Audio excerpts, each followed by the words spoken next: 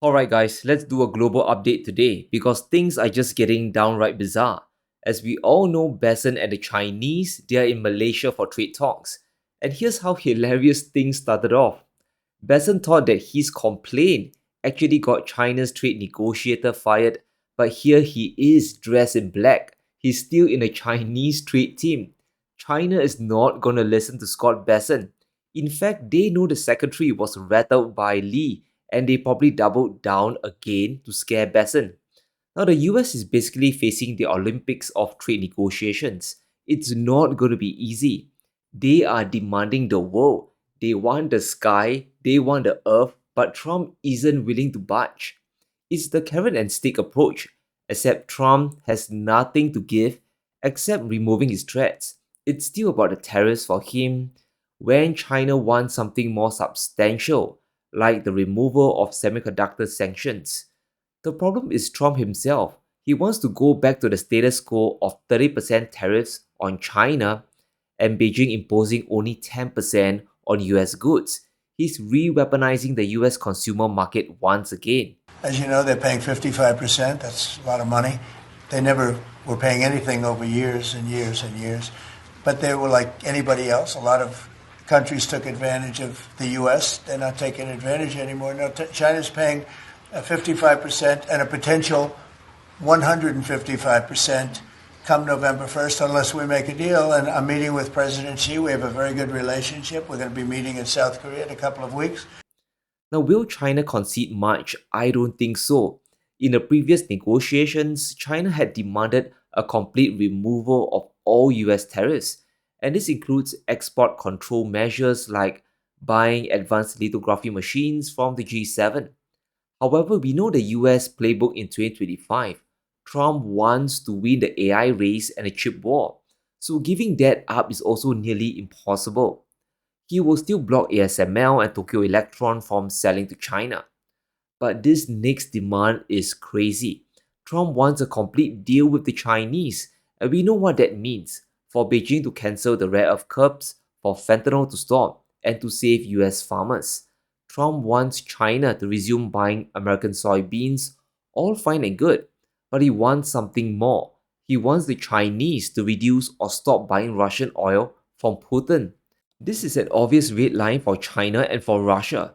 Should Beijing concede to this to the US, the consequences will be really dire. We have signals that Indian refiners are really stepping back from buying Russian crude, so it will put some squeeze on Putin's revenues. But expecting the Chinese to dump Russia for a very fickle administration is quite impossible. It's not going to happen. China accounts for half of total Russian oil exports. In fact, 20% of total Chinese crude imports are Russian. Now, all these barrels are needed not just to generate energy, but into refining all the feedstocks, plastics, fertilizers, and gasoline. Now, all these come from crude oil. Considering China needs to stay competitive today during this trade war, abandoning Russia is a bad move. The discount for Russian crude is deep. Even today, from the Baltics, crude oil is sold at a $12 discount versus Brent. That's at least $10 versus other oil exports in the world, even cheaper than the Saudis. And if China lets this go, they will lose a reliable supply of cheap energy. Because of the sanctions, crude oil is up by more than 7% today. So it's not a good financial decision for Beijing. The trust with Russia will also be broken. Plus, there's no guarantee Trump won't U turn on his promises. Furthermore, China is just next door to Russia, so shipping cost is cheap and there's little risk of disruptions or pipeline blowing up. Buying Russian oil gives Beijing energy security as well. Now, Trump is asking for the moon, he's asking for the stars. He's not going to get it because there are many workarounds for this problem. China just has to reshuffle some stuff here and reshuffle some stuff there, and Russian oil will still flow. Both China and Russia can start playing whack-a-mole with the Americans. It's hilarious. Rosneft and Lukoil can always sell their oil to intermediaries or they can just open up shell companies. These companies will then sell to Asian buyers. On the Chinese side, we have state-owned refiners, private refineries, and secret unknown buyers. all these buyers can play whack-a-mole as well. They can reroute purchase orders through the unknown buyers. There will be a resurgence of the infamous shadow fleet and dark buyers who will still trade Russian oil.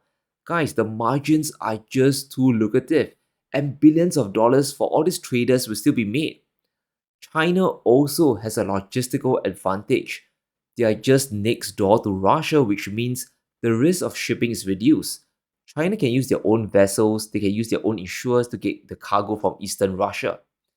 China giving up Russian oil is unthinkable. Just look at the map of their refineries. It's a perfect setup for receiving and refining Russian crude. We have the ESPO line, which is at maximum capacity, so ships simply have to swing from Russia's eastern ports down to China. The risks are minimized unless the Americans decide to physically blockade the area, and that is quite unthinkable today. Beijing will still buy Russian oil, maybe not officially at the same volumes, but likely through proxies and intermediaries. Trump has just started a new arcade game of whack-a-mole. And this is the global economy today. It's becoming a complete joke.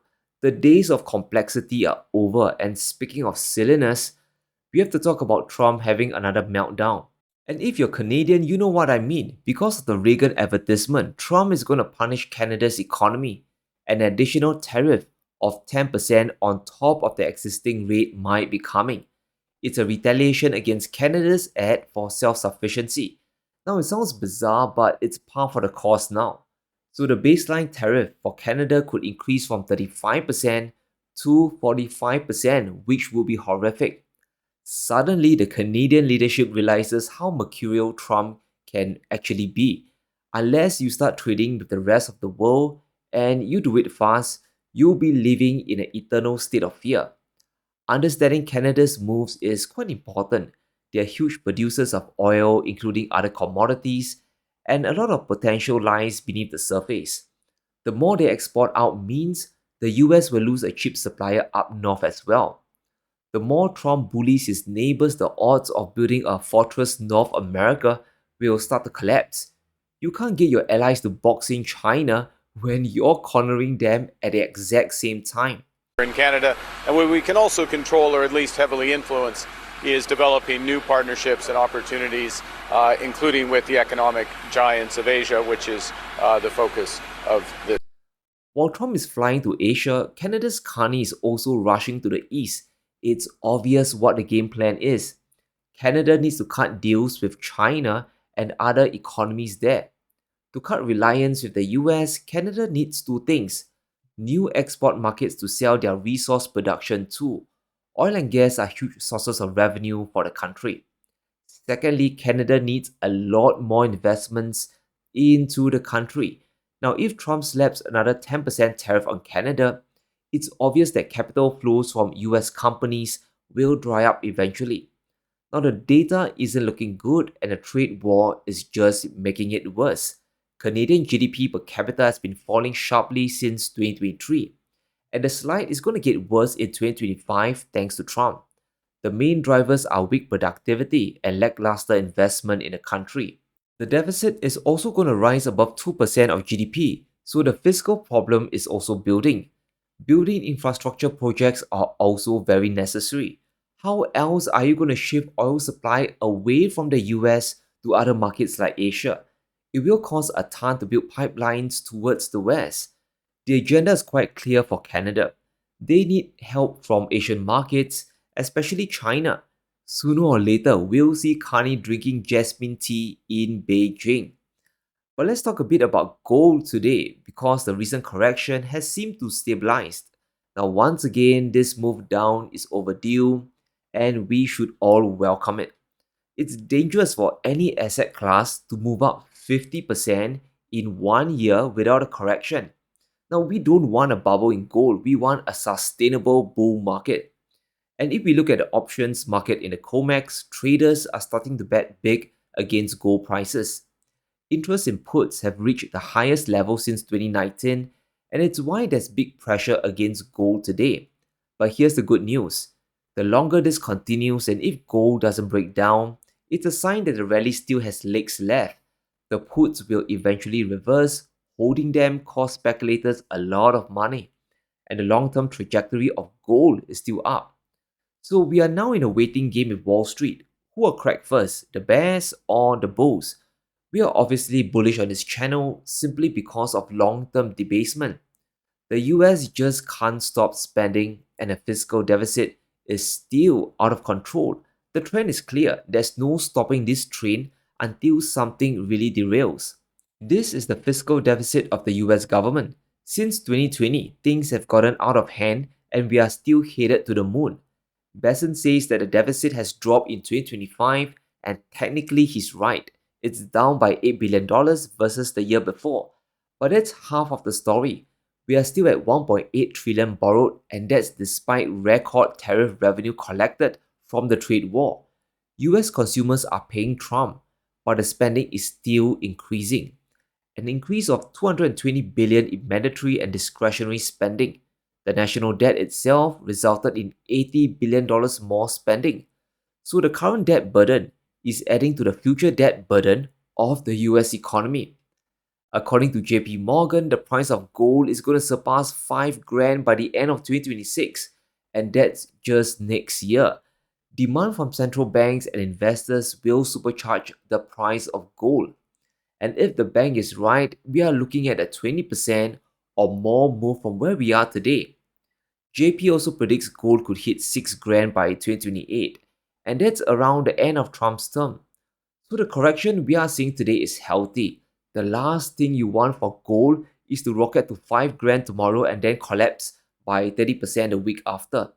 Then we'll see a ton of investors and speculators run away for years to come. Now, what's interesting is the bank's reasons for higher prices. They admit that global trust in the entire US system is eroding, and it's eroding rather fast. We have the Fed cutting cycle coming during a tariff war, and that could result in a horrific stagflation crisis. Fed independence is now in question, and the debasement trade is back on. Foreign holders of US assets are also redirecting their capital into gold. In other words, selling US stocks and bonds to pile into bullion. At the very least, they aren't buying as many dollar assets as before. The longer Trump is in office, this will probably continue to get worse. So we could see this correction as something healthy. To change the fiscal trajectory of the United States will be quite impossible. It will require Trump to reverse the entire trade war and he will have to admit defeat. And we know the staff, The Apprentice, won't do it. It will be a cold day in hell for the tariffs to suddenly disappear. But let me know what you think. Will China dump Russia for Trump? And can Canada move fast enough away from US markets in order to survive? Let me know in the comments below. Stay safe. Be sure to smash the like button and subscribe as we navigate through this economic apocalypse.